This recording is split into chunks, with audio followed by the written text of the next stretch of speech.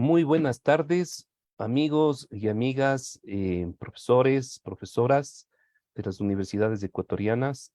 Un saludo muy especial a los estudiantes de las universidades en el Ecuador, también de las facultades de Ciencias de la Educación que les hemos invitado de manera muy particular. Nuestro saludo también a través de la campaña latinoamericana por el derecho a la educación a los amigos y amigas de América Latina, profesores, docentes, universitarios, profesores y profesoras. Reciban un inmenso, un cordial saludo de la de Ciencias Humanas de la Pontificia Universidad Católica del Ecuador, que junto al Contrato Social por la Educación estamos eh, hemos creado este espacio. Este es el octavo foro que estamos realizando, y le hemos puesto como título Hacia una nueva reforma universitaria. De hecho, en cada una de nuestras sesiones estamos trabajando diferentes temas. Y el tema que nos ha convocado el día de hoy es precisamente conversar y discutir sobre modelos y perspectivas del cambio universitario mundial. Y tenemos probablemente como nuestro conferencista inicial, con el cual arrancamos esta muy importante eh, un importante diálogo, conversación con uno, decía, con uno de los más destacados especialistas y críticos y pensadores del tema a nivel de América Latina, ¿no? Ya le van a conocer, es Luis Bonilla. También estamos eh, y ya vamos a presentarles de una manera más extensa a Rafael Polo y David Acurio, tanto de la Universidad Central cuanto de la Universidad de Cuenca. Kimberly, este evento lo realizamos en alianza con la Asociación de Estudiantes de la Carrera de Historia de la Pontificia Universidad Católica. Por eso compartimos en calidad de motivadores, de moderadores del foro, con Kimberly Noguera, que es en este caso un estudiante de nuestra facultad y de la carrera de Historia. Kimberly, por favor. Muchas gracias. Bueno, mi nombre es Kimberly Noguera y yo quisiera presentarles a cada uno de nuestros presentadores del día de hoy y diciendo una pequeña reseña acerca de su trayectoria profesional. Para empezar, Luis Bonilla Molina, integrante del Comité Directivo de Claxo, de investigadores del Centro Internacional de Investigación, Otras Voces en Educación. También tenemos como invitada a Rafael Polo, PhD en Ciencias Sociales, tiene una maestría en Letras y es licenciado en Sociología, Ciencias Naturales. Tiene varias publicaciones como La Crítica y sus objetos, Historia Intelectual de la Crítica en Ecuador, y este año publicó 2 capítulos del libro La Filosofía de la Cultura de Bolívar Echeverría. Uno de ellos junto a Elías José Palti en Argentina. También es creador de la Facultad de Ciencias Sociales y Humanas y en el abril próximo, dicha facultad cumplirá 6 años de su creación. Eh, Se interesa también por temas de epistemologías contemporáneas y concepto de la ciencia y la técnica en la filosofía latinoamericana actual. Es coordinador del Grupo de Trabajo Técnica, Modernidad y América Latina. Y también tenemos como tercer invitado a David Acurio, médico antropólogo con PhD en salud colectiva, ambiente y sociedad, ex viceministro de salud, ex viceprefecto de Azuay, docente titular de la Universidad de Cuenca, fue director del Centro de Posgrados de la Facultad de Ciencias Médicas y actualmente es director de vinculación con la sociedad de la misma universidad. Entonces, a continuación le cedo la palabra a Milton Luna nuevamente. Sí, es para, de alguna manera, hacer acuerdo tanto a nuestros amigos, colegas que están aquí en calidad de expositores y comentaristas, cuanto también para las personas que nos están viendo. Uno, señalar que estamos haciendo un registro tanto para Facebook cuanto para YouTube, para el canal YouTube respectivo, y donde estarán siendo colocadas cada una de estas sesiones. Y decía, las reglas con las cuales vamos a trabajar y quizás nos vayamos relajando en medio de esta hora de trabajo, porque va a ser justamente de 18 a 19 horas, 20 minutos de exposición por parte de Luis Bonilla, luego habrá unos 5 minutos de una reacción, de un comentario a la exposición por parte de Rafael Polo, que terminará señalando una o dos preguntas a Luis. Contesta Luis y luego de lo cual tendremos a David, que igual hará un comentario y también las preguntas respectivas. Y con esto quizás animemos a que todos ustedes puedan participar. ¿De qué manera? Escribiendo las preguntas en el chat respectivo que nuestro también estudiante de historia, Víctor, ya abrirá el respectivo chat precisamente en el Zoom.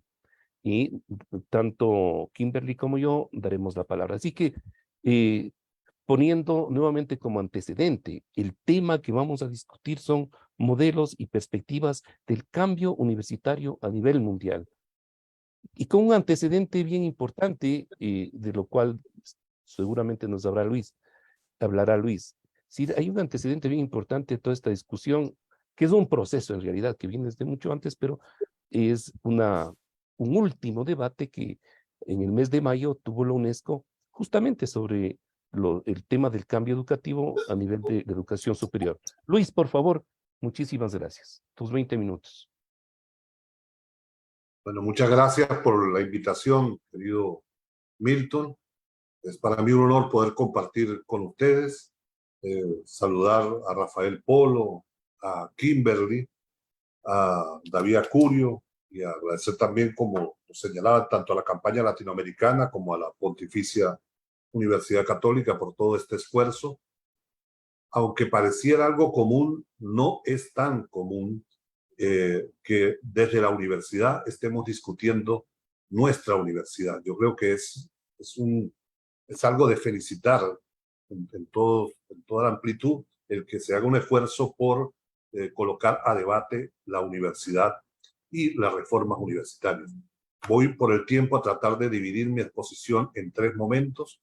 1 sobre el método de análisis, 2 sobre las tendencias identifico más sobresalientes del cambio y finalmente algo también sobre la Conferencia Mundial de Educación Superior y lo que eso significa en el marco de las reformas generales.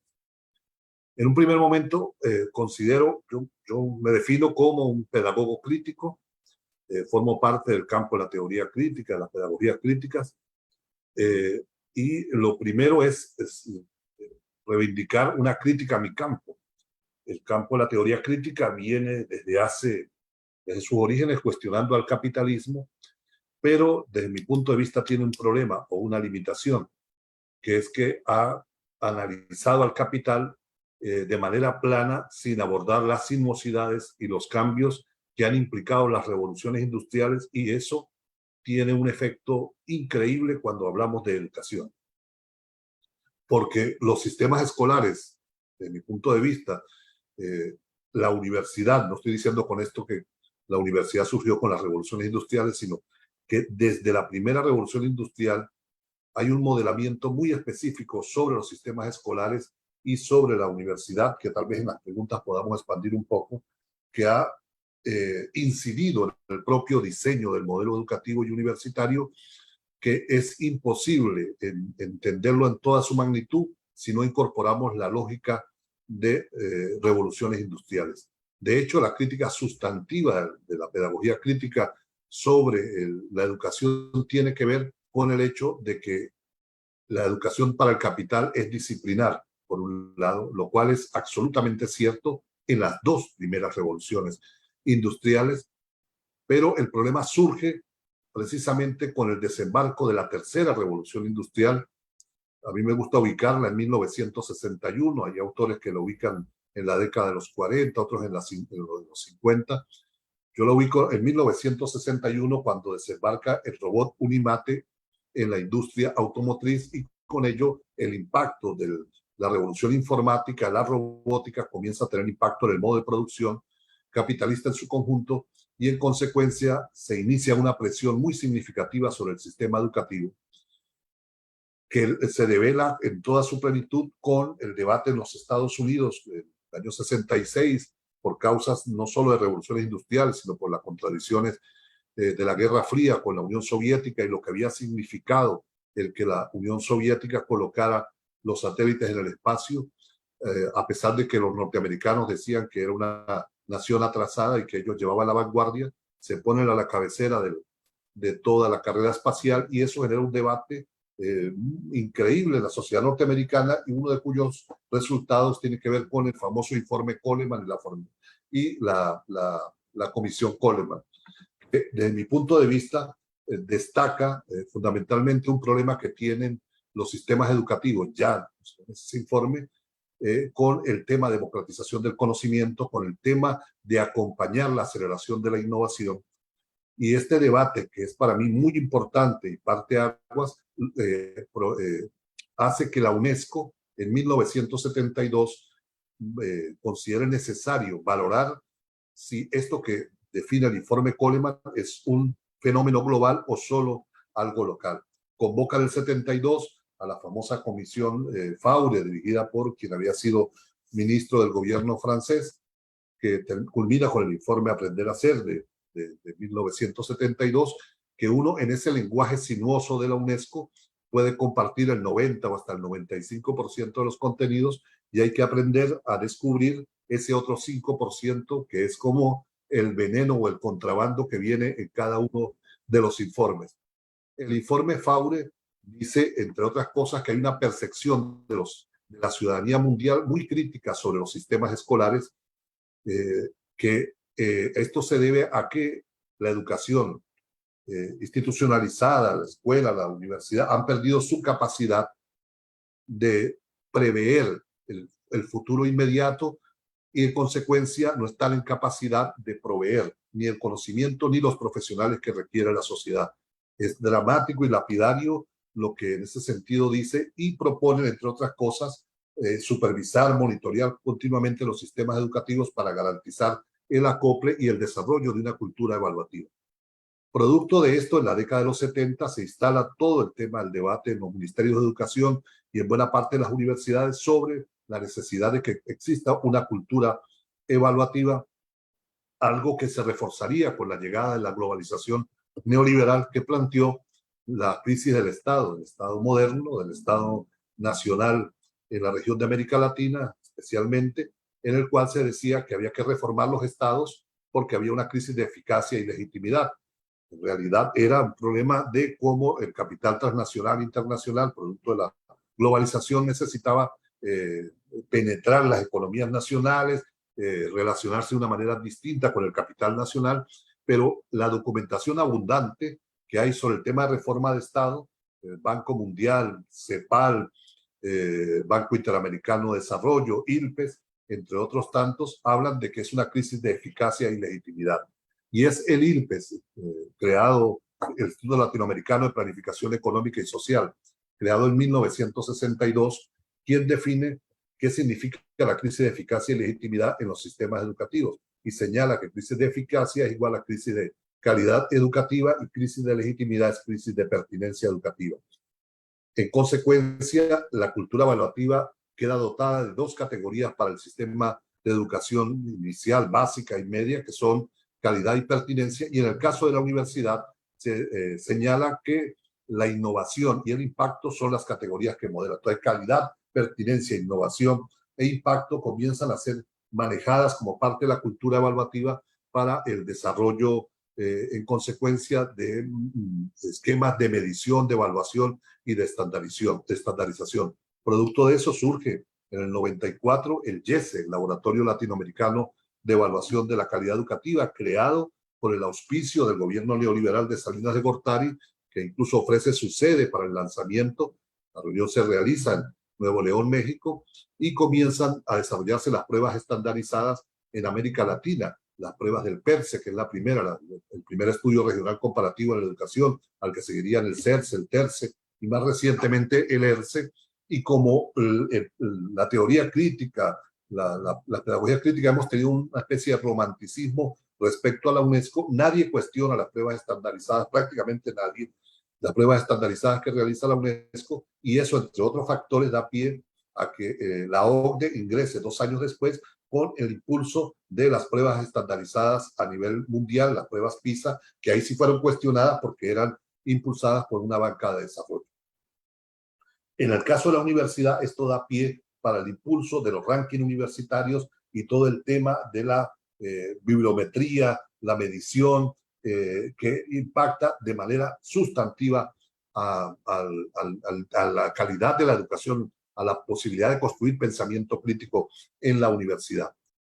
Pero a partir del 2011, con el tema de la cuarta revolución industrial, cuando se anuncia la cuarta revolución industrial, comienza un problema muy serio, porque si bien no comprendíamos que las 2 primeras revoluciones para el capitalismo era fundamental el conocimiento disciplinar, y que en la tercera revolución industrial el capitalismo demandaba la transdisciplinaridad, y si no, revisemos, si tenemos dudas, revisemos los documentos del Banco Mundial, del Banco Interamericano, que hablan de transdisciplinaridad. En ese periodo, bueno, un poco el auge del pensamiento de Edgar Morin tiene en buena medida que ver con eso, como la UNESCO auspicia eso, porque es un requerimiento del capitalismo que ahora el conocimiento sea transdisciplinario, y no logramos en todo ese periodo construir institución alguna que fuera transdisciplinaria.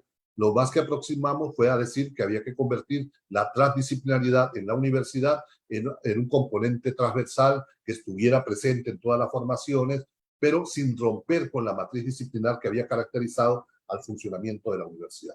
El problema surge aún mayor cuando la cuarta revolución se anuncia y se comienza a desplegar, que plantea un modelo que ya no es ni siquiera de transdisciplinaridad, sino de convergencia disciplinar.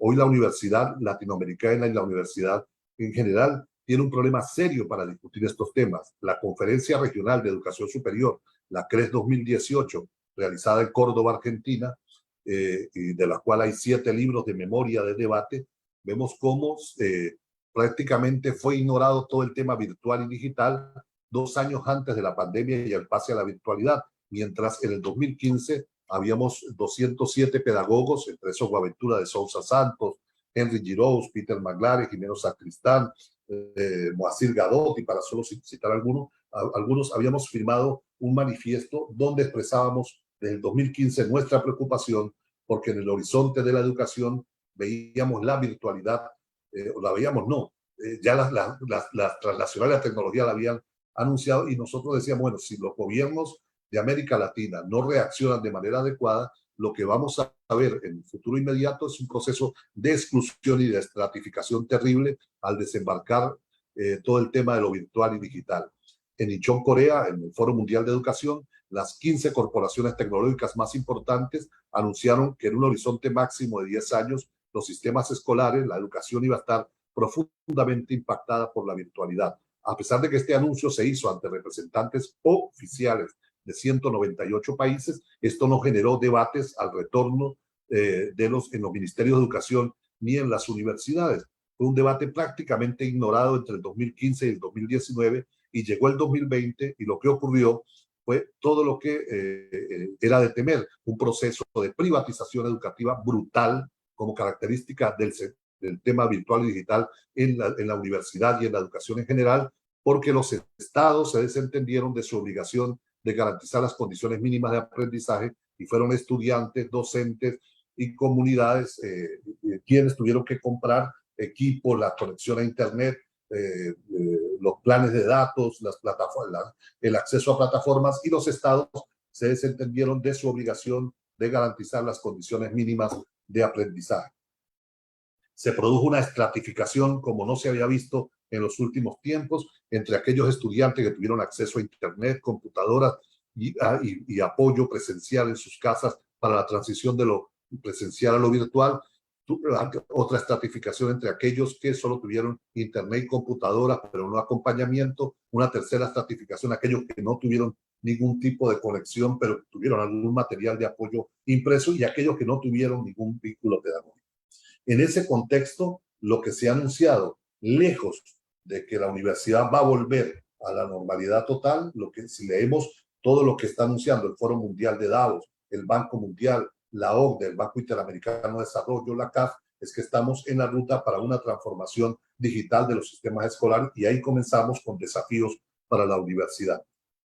Esta no es una plataforma, esta que estamos usando hoy no es una plataforma educativa, pedagógica, sino una plataforma comunicacional. Las plataformas que ya están siendo diseñadas y que están siendo propuestas a los ministerios de educación, entre ellas la de Santillana, McGraw-Hill, son plataformas construidas con taxonomía de Bloom, que dificulta el desarrollo de pensamiento crítico y creativo, y nosotros desde la teoría crítica hemos tenido una dificultad enorme para construir una taxonomía que permita el desarrollo de pensamiento crítico en la labor pedagógica, y esto hoy resulta sustantivo, porque para hablar de plataformas alternativas tendríamos que decirle a un programador cuál es la ruta, cuál es la taxonomía para construirla, y ese es un tema que hemos descuidado. Simplemente hablamos de cómo podemos acceder, cómo la universidad cancela de una manera u otra el acceso a una plataforma, y no cuál es la epistemología que subyace detrás de cada una de las plataformas y cómo podría ser una alternativa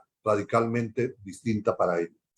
Otro tema que no terminamos de discutir es el tema de las profesiones, porque eso toca con un debate que no se resolvió en la tercera revolución industrial, que era el de construir instituciones que fueran transdisciplinarias. Nos quedamos atascados en el modelo disciplinar y ahora el capital comienza a hablar de un máximo de 30 profesiones a partir del 2030, producto de la convergencia disciplinar.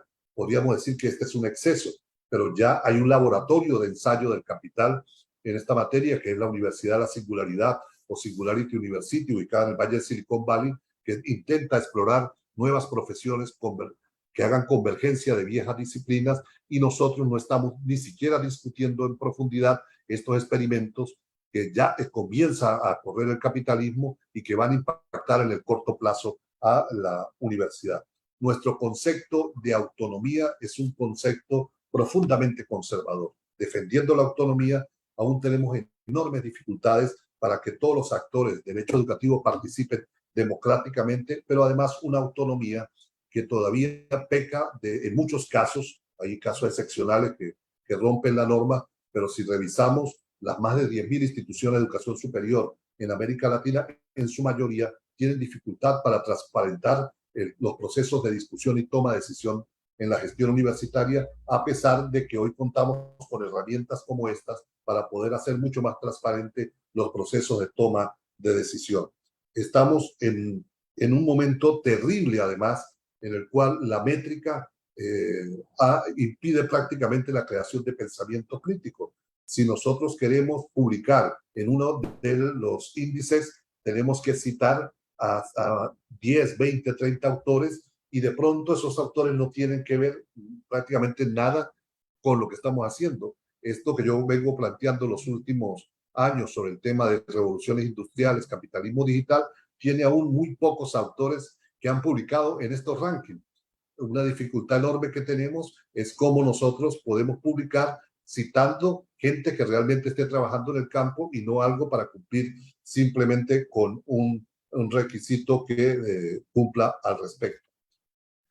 Tenemos un desafío en la universidad, cómo entendemos el tema de la transformación digital. Es una discusión que pareciera que no terminamos de entrarle con la fuerza que deberíamos asumirla, a tal punto que ese debate en muchos casos solo se limita a las posibilidades, decía hace rato, de adquirir una nueva plataforma, de una conexión, pero no a la forma de construirla. Y mientras tanto, por ejemplo, el G20 el año pasado, en octubre del año pasado, realizó ya una reunión, y el G20 no es cualquier cosa, concentra el 66% de la población mundial y cerca del 85% del Producto Interno Bruto global, y vienen discutiendo cómo abordar el tema de las plataformas digitales en los sistemas educativos de ese grupo, y se plantean incluso como un problema la transferencia de recursos a las grandes corporaciones y cómo eso afecta a las economías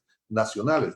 De hecho, en el marco de la pandemia, las 11 corporaciones tecnológicas más importantes ganaron sobre sus ganancias 3.2 billones de dólares, y eso ha hecho que haya una nueva ofensiva sobre este sector. Ellos, contrario a lo que ocurre en nuestra región en general, ya tienen 47 plataformas virtuales de carácter nacional que están explorando y desarrollando para poner en marcha para los sistemas educativos, y la universidad nuestra sigue atascada en otro momento. Y finalmente, la muestra de los problemas serios de la universidad es la ligereza con que se tomaron los debates que orientaban hacia la Conferencia Mundial de Educación Superior.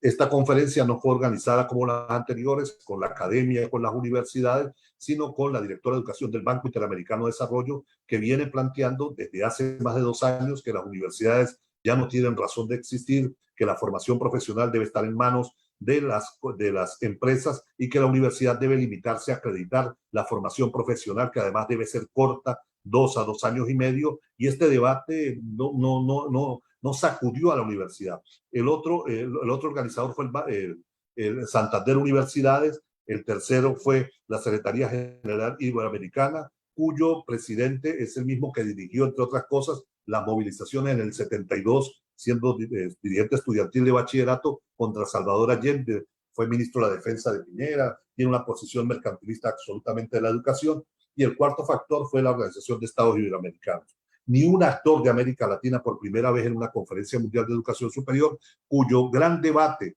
en Barcelona fue el tema de la microacreditación, que dicho de manera muy sencilla, es la gran preocupación de cómo acreditar en la universidad los aprendizajes que se desarrollen en el sector privado, que eliminarían la posibilidad de formación universitaria, sino la transferencia de la formación desde el mundo empresarial. Y el otro gran logro de la Conferencia Mundial de Educación Superior fue colocarle apellido a un derecho que habíamos conquistado en las últimas décadas, educación a lo largo de la vida. Ahora le pusieron educación a lo largo de la vida para la empleabilidad. Es decir, esta Conferencia Mundial de Educación Superior ni siquiera discutió con fuerza los aspectos que habían sido claves en las dos anteriores conferencias mundiales, el tema de financiamiento público, la libertad de cátedra, la libertad de pensamiento, y esto se hace en un contexto en el cual, repito, la Universidad Latinoamericana no termina de oponerse a ello, a tal punto fue que los pocos debates que generamos alrededor de la conferencia quizá fueron un factor determinante para que esta no tuviera unas conclusiones.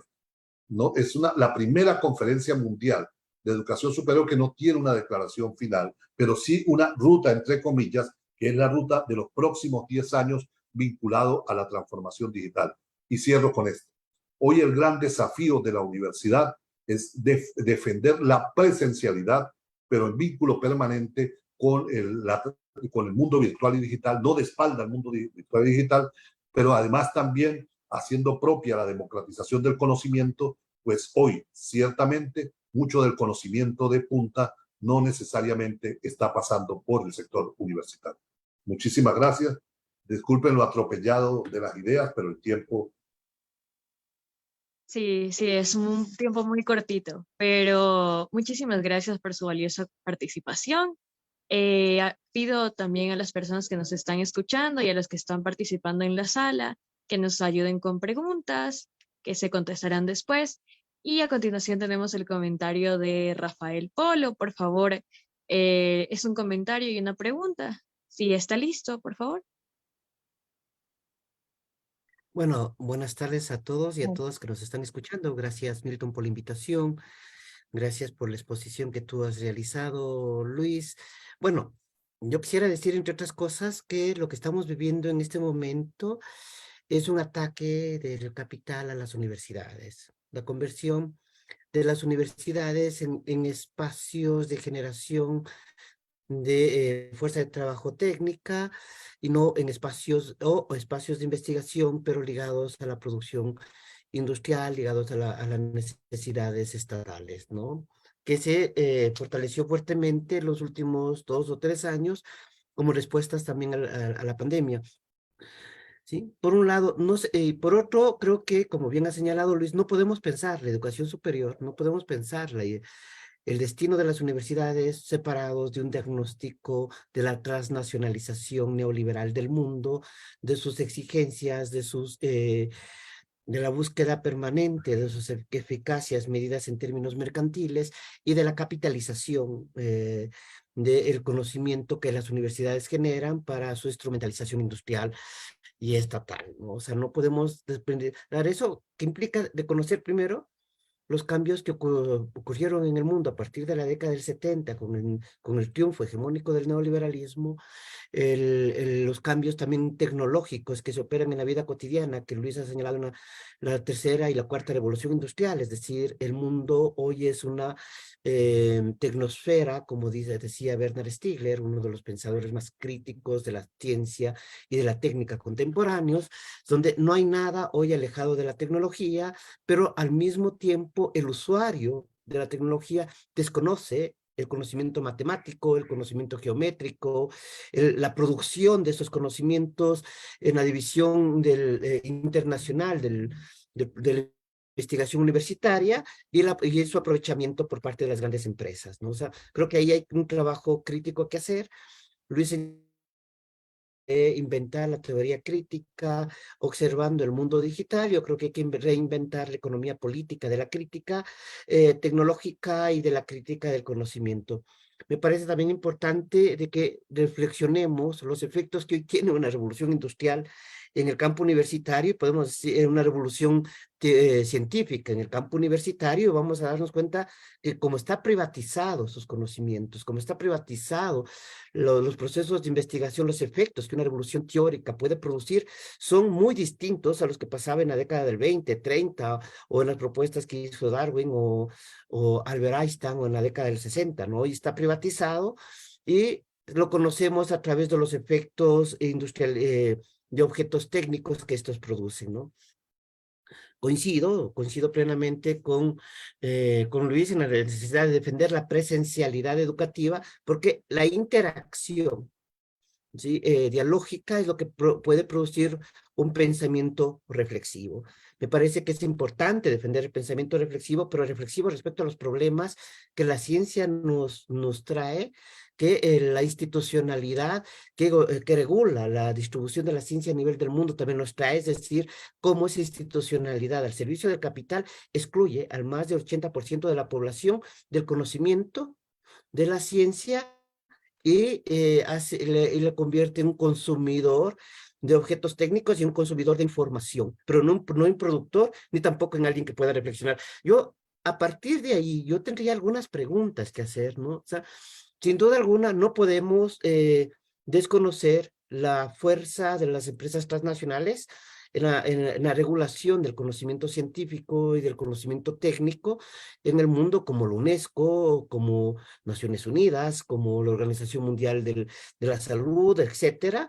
Y sino más bien preguntarnos ¿qué alternativas tenemos o qué alternativas hemos construido los latinoamericanos, ¿no es cierto? Pensando en la CEPAL y otras organizaciones para responder a eso, ¿no? Para responder a esa privatización transnacional del conocimiento universitario y por otro lado a la necesidad que desde las universidades discutamos y llevemos a cabo programas de divulgación científica capaces de hacer que la ciencia no forme parte de todos, sea una ciencia para todos, como alguna vez un investigador de la técnica colombiano sugería. No es necesario enfrentar, a ejercer en un libre ejercicio de pensamiento reflexivo, ¿sí? Pero en el terreno de la presencialidad.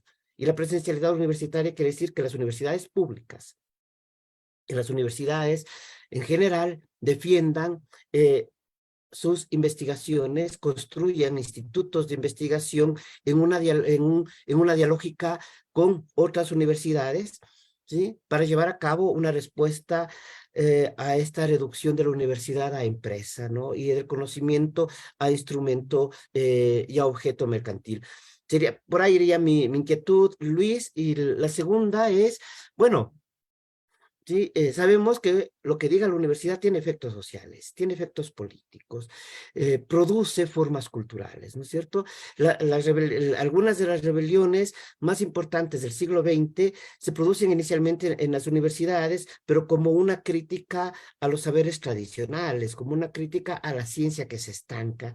Y el conocimiento científico, la revolución científica producen efectos políticos. Yo quisiera, no sé, si es posible pensar hoy los efectos de una revolución teórica, sobre todo en el campo de las ciencias sociales, ¿no es cierto? Un salir de la cultura e ir hacia la historia para recuperar la vivacidad de los conceptos en la crítica al sistema, y creo que eso es una parte de las tareas de los profesores universitarios en todas las ramas de saber, ¿no? O sea, creo que hace falta que un estudiante que se forme en botánica también que tenga una historia de la botánica, un estudiante que tiene la física tenga una historia científica de la física, pero también una geopolítica del conocimiento. Por ahí iría, Luis. Gracias.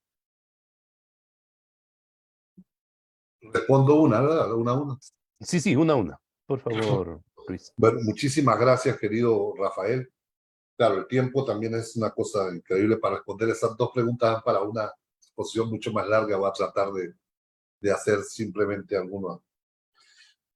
La transnacionalización del capital hoy tiene un capítulo muy especial en esto, la transformación digital en el metaverso.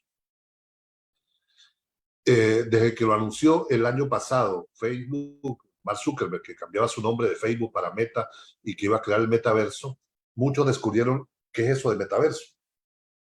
Pero el metaverso de Facebook es como el 10º o el 11 de los metaversos que ya hay. Hay muchos metaversos mucho más viejos, algunos más de una década, pero lo que sí es que este es un proyecto político.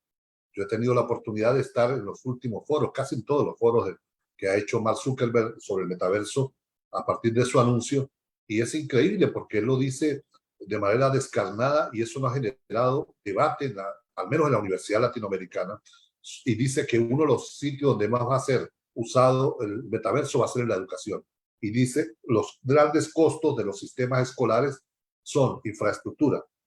Dice, en máximo entre 6 y 8 años, el metaverso va a poder ofrecerle a los ministerios de educación NFTs que podrán construir instituciones educativas, infraestructura educativa, a un costo menor del 5% de lo que hoy gastan, sin que nunca tengan que volver a repararla, y se mantiene estable en el metaverso. El segundo costo tiene que ver con laboratorios, dotación de equipos, insumos. Bueno, vamos a poder replicar experimentos en el metaverso con una fidelidad mayor que la del mundo real. Y tercero, dice, el tercer gran costo es la nómina docente. Bueno, en el metaverso, dice él, solo podrán estar aquellos docentes que innoven permanentemente. Aquel que ya no tenga un discurso nuevo no tiene razón para estar en el metaverso, pero su discurso va a quedar grabado en el metaverso.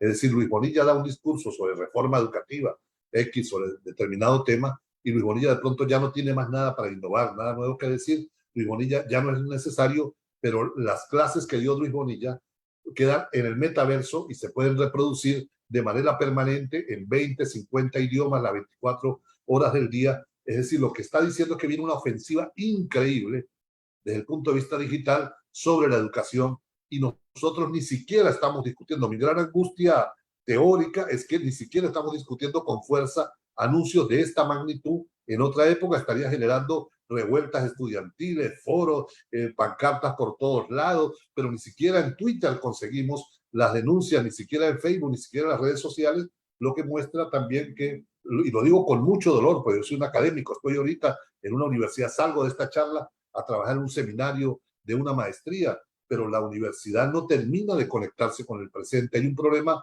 el neoliberalismo creó una disociación de la universidad con su tiempo histórico, que vive anclado en otro momento, en el pasado, y no es capaz de leer el presente, y ese es un gran problema que tenemos en la actualidad, y tiene que ver con la construcción de alternativas, porque también no construimos alternativas propias, sino que terminamos en los brazos de las alternativas del multilateralismo, que es parte de un proceso general de dominio del mundo y de negociación en el mundo.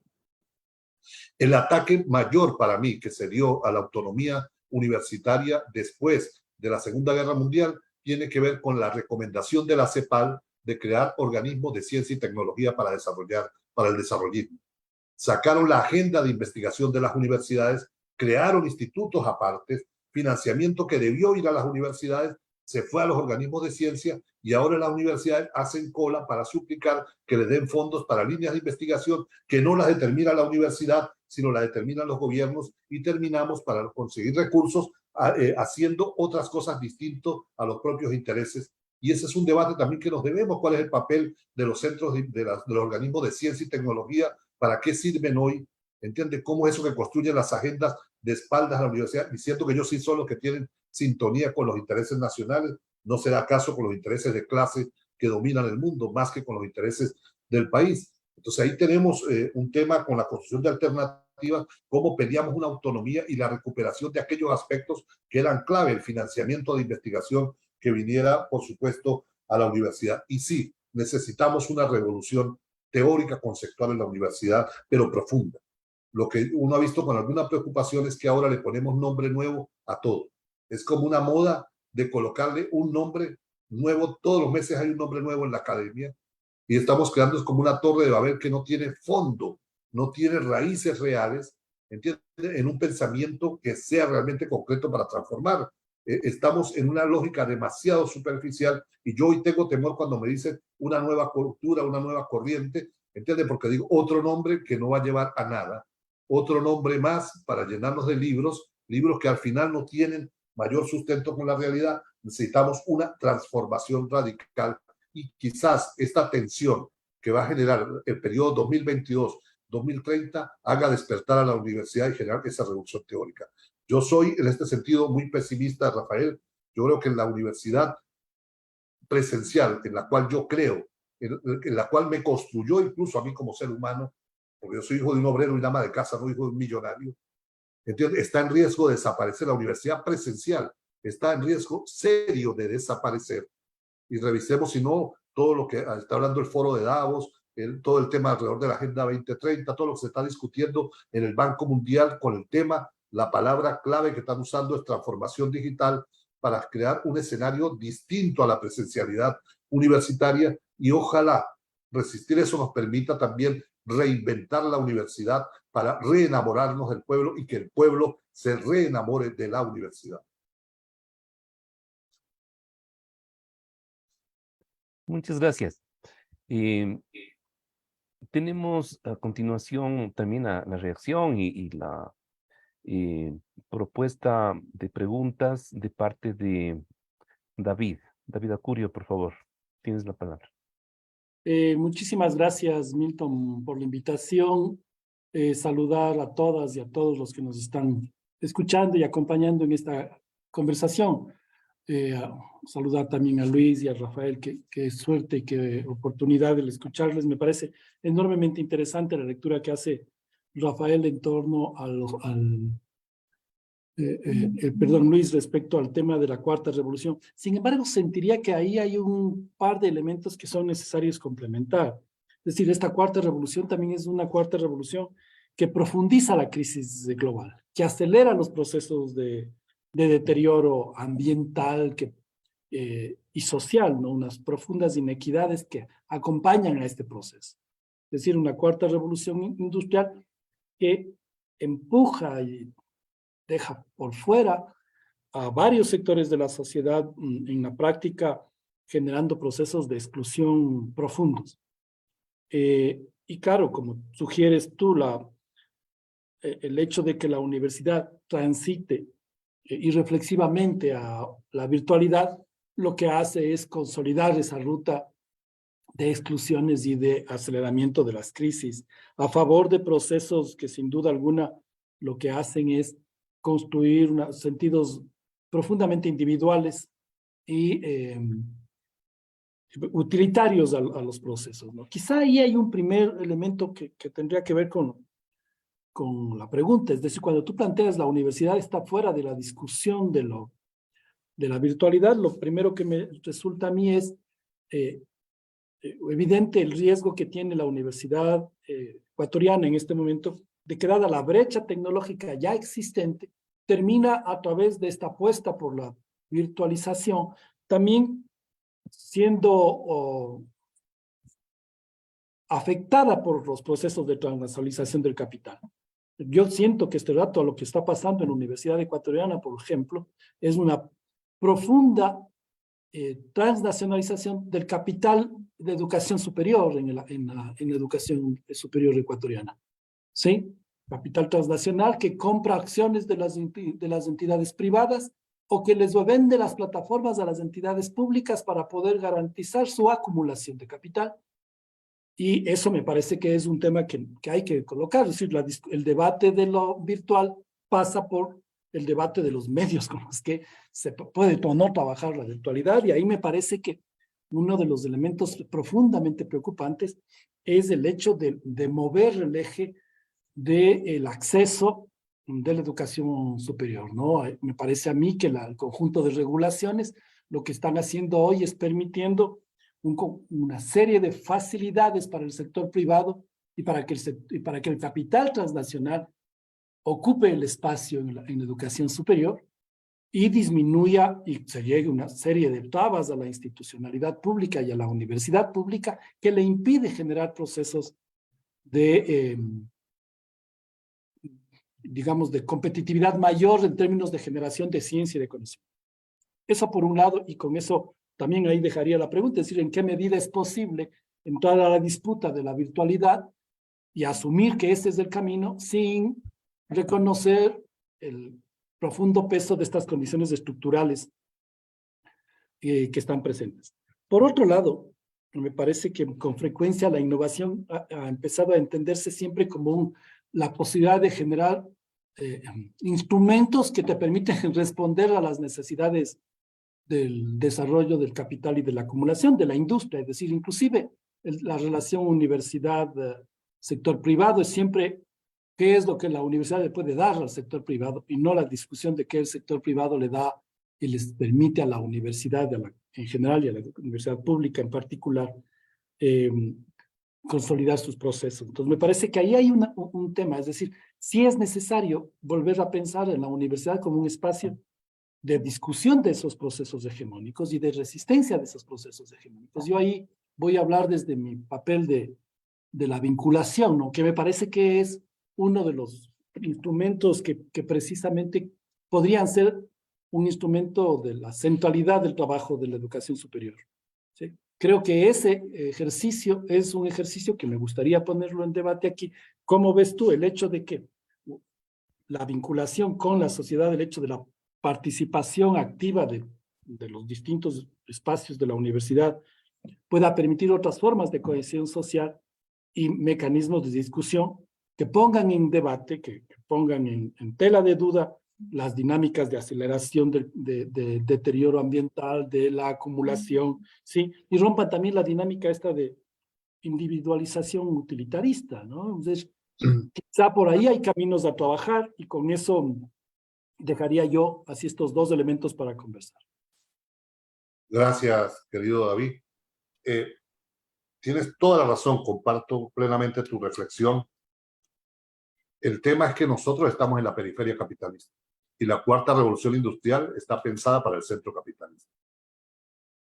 El libro de Klaus Schwab, Cuarta Revolución Industrial, publicado en el 2016, el mismo que anunció en el 2011 el desembarco de la Cuarta Revolución Industrial y quien es el mentor del Foro Mundial de Davos, en su libro del 2016 señala con una especie de cinismo que así como la primera y segunda revolución industrial, y sobre todo la segunda, que su paradigma fundamental era la electricidad, ha dejado afuera a 1.300 millones de personas, de seres humanos, lo dice en su libro. O sea, la electricidad, hoy hay 1.300 millones de seres humanos que no tienen acceso a la electricidad, que no viven el mundo como ninguno de nosotros, no tienen un bombillo, no tienen un apagador, no tienen una plancha, no tienen nada de nosotros.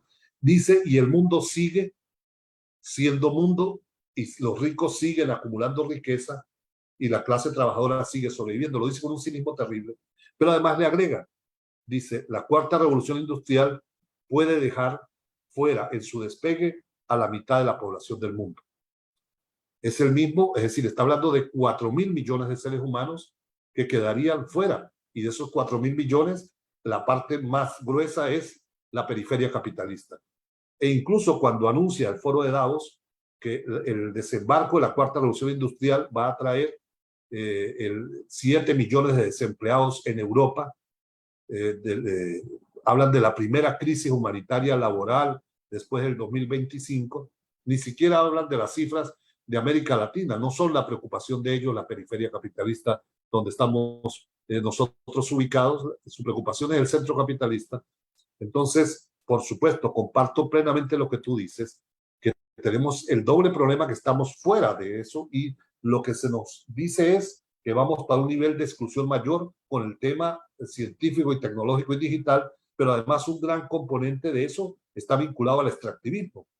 ¿Entienden? Necesitan que la periferia capitalista sirva solo para el extractivismo. Si vemos las inversiones de lo que va del siglo XXI, de las grandes potencias, vemos que al contrario de lo que alguna cosa ocurrió en el 2020, que había alguna transferencia de tecnología, lo que ha ocurrido es una concentración en el extractivismo. China, Estados Unidos y Rusia lo que están es invirtiendo para extraer nuestras riquezas y no ni siquiera para ningún nivel de transferencia tecnológica. Parte de nuestra realidad que la universidad tiene que discutirla para poder construir junto con las comunidades alternativas en una realidad que es inminente. Hay un autor que a mí me gusta leer mucho, Binfo Berardi, es un autonomista, seguramente usted lo ha leído, el autonomista italiano, que tiene una perspectiva muy crítica sobre el tema tecnológico y sobre el tema del capitalismo, pero en su último libro dice, cuando le preguntan, ¿pero qué vamos a hacer? ¿Dónde nos vamos a situar? Y él dice, bueno, lamentablemente esto pareciera inevitable y hay que dar respuestas desde lo social, desde lo comunitario, pero también tenemos que entrar con alternativas en el mundo digital o vamos a quedar absolutamente marginalizados. Que es un problema que tenemos nosotros. ¿Cómo le entramos? Yo les voy a contar una anécdota, sé que el tiempo es terrible, pero yo me puse a hacer el seguimiento a las dos grandes plataformas educativas que ya montaron, Magrau y Santillana, y conseguí el correo del diseñador de Magrau, le mandé 100 correos, nunca me respondió, y conseguí el nombre del de Santillana. No tenía correo ni teléfono, le pedí a mis amigos, sabía que él estaba viviendo en Barcelona, fue el único dato que conseguí, y le dije a mis amigos informáticos de Barcelona que si me lo podían ubicar. No lo conocían, pero me dijeron, si es del ambiente, te lo ubicamos. A la semana me llamaron y me dijeron, lo conseguimos, pero no te va a gustar. ¿Por qué? Bueno, porque el diseñador es un técnico informático que es comisario de contrainteligencia de la policía de Barcelona. Entonces, bueno, yo digo, pero consiguieron el número de teléfono y el correo. Bueno, sí. Entonces le marqué el teléfono, le dije, mire, soy Luis Bonilla de Otra Voz en la Educación, quiero hablar contigo de la plataforma. Bueno, él como buen policía me dijo, profesor, te llamo en media hora porque estoy en este momento ocupado, seguramente para chequear quién era el que lo estaba llamando, y a la media hora me devolvió la llamada. Tuvimos una conversación de 3 horas, pasamos del teléfono al Zoom y me mostró toda la plataforma de Santillana. Y yo le decía, bueno, todo esto, después que vi todo el modelo, que es alucinante, no da tiempo para explicarlo, pero bueno, le decía, todo esto es taxonomía de Bloom, esto es conocimiento reproductor, esto no sirve para pensamiento crítico. Y él me dice, yo averigüé, yo no soy pedagogo, pero busqué con qué trabajan la mayoría de sistemas educativos del mundo y trabajan con esta taxonomía. Digo, y eso que tú dices no está hecho en ningún lado. O sea, yo que soy informático no está hecho. Si ustedes me dan la taxonomía alternativa de pensamiento crítico, digo, ustedes no saben cuántos ceros le cobré yo a Santillana. Yo se la hago a ustedes gratis, porque me di cuenta que era un friki, quiero ser el primer informático que haga una plataforma de pensamiento crítico. El problema es que nosotros no la tenemos una ruta para orientar eso. Cuando yo hablo es que tenemos que entrarle a esos debates, porque si no, ya ellos están tocando las puertas de todos los ministerios. Aquí han hecho 3 reuniones en Panamá con el Ministerio de Educación. Con Petro ya le han tocado 2 veces la puerta para mostrarle la plataforma. Están tocando los ministerios y nosotros teorizamos mucho, hablamos de resistencia, pero no terminamos de construir propuestas que abran camino a algo alternativo en algo tan duro como es lo virtual. Yo creo que el problema que tenemos no es tanto la brecha tecnológica, que tiene un peso enorme. Yo creo que el gran problema nuestro es la brecha epistemológica, la brecha epistémica. No entendemos el tiempo histórico en el cual estamos. De manera de conjunto, la universidad tiene una brecha epistémica mayor que la brecha tecnológica y por eso la importancia de debates como estos. Si la universidad da el salto, resuelve la brecha epistémica, la brecha tecnológica y la creatividad y el pensamiento suficiente en la academia y en la universidad para resolver elementos de la brecha tecnológica. Pero está atascada porque no ha resuelto la brecha epistémica, que es el gran problema que tiene la universidad. Por supuesto que hay un proceso de coactación de la universidad privada, pero es que el capitalismo ya lo dice descaradamente, los debates de la Conferencia Mundial de Educación Superior, que lamentablemente debo decirlo, como no había contexto, muchos no lo entendían. Es un tema de cómo transfieren las competencias de la formación académica al sector privado. Ya no se trata de cómo trabajamos para los intereses de las empresas o el sector privado. Si ustedes leen la entrevista que le dio la directora de Educación del Banco Interamericano de Desarrollo a la revista Semana hace un año, ella dice, ya las universidades no tienen razón de existir, no hay que gastar dinero en el financiamiento de las universidades. Y las reformas, 90%, 99% de las reformas educativas en América Latina van de la mano del Banco Interamericano de Desarrollo. El periodista le pregunta, ¿y entonces la formación profesional quién la va a hacer? Y dice que la tienen que hacer las propias empresas, con financiamiento del Estado, en formación corta, o sea, adiós la formación humanista, solo la formación para la empleabilidad, como el norte del capitalismo en esta etapa. El capitalismo nunca ha sido tan salvaje como en esta etapa, va por la destrucción de la universidad y plantea abiertamente eso que lo vimos en Barcelona, plantea la universidad debe quedar para acreditar de manera confiable los aprendizajes que se realicen en las empresas, pero además habla de validar los conocimientos cada 5 años. Si usted tiene una licencia, una licencia que solo tiene validez durante 5 años y después tiene que volver a actualizarla, presentar exámenes, es decir, en la lógica de la empresa de actualización permanente, pero lo terrible es que ese debate no lo estamos dando, es decir, eso lo está haciendo el capital, estamos en el periodo más salvaje de transferencia y a eso se le agrega que estamos en la periferia capitalista, donde el impacto es mucho más profundo que en cualquier otro lugar de la Tierra. Bueno, muchísimas gracias, Luis. Nuestro compromiso con Luis precisamente era ser absolutamente puntuales. Siento que recién estamos agarrando más calor para la discusión. Entiendo que tanto Rafael cuanto David están a plenitud para dar una segunda ronda, pero no tenemos tiempo. Tal vez, Luis, pensar, saltándonos ya estas semanas de Navidad y que es bastante complicado, me encantaría tenerte nuevamente con los mismos, digamos, comentaristas del día de hoy. No central, sino más bien un diálogo. Exactamente, con lo que ya se ha desarrollado. Y pedir de alguna manera disculpas a las personas que han asistido tanto acá a la sala de Zoom, para que, por supuesto, coloquen sus preguntas en el chat, porque esa es la modalidad, pero también, sin lugar a dudas, hay una cantidad de otras preguntas que están surgiendo fuera, ¿no? Es decir, en el Facebook Live. Simplemente, prácticamente estamos ya 18:59. Agradecerte enormemente, Luis, agradecerle a David y, por supuesto, a Rafael.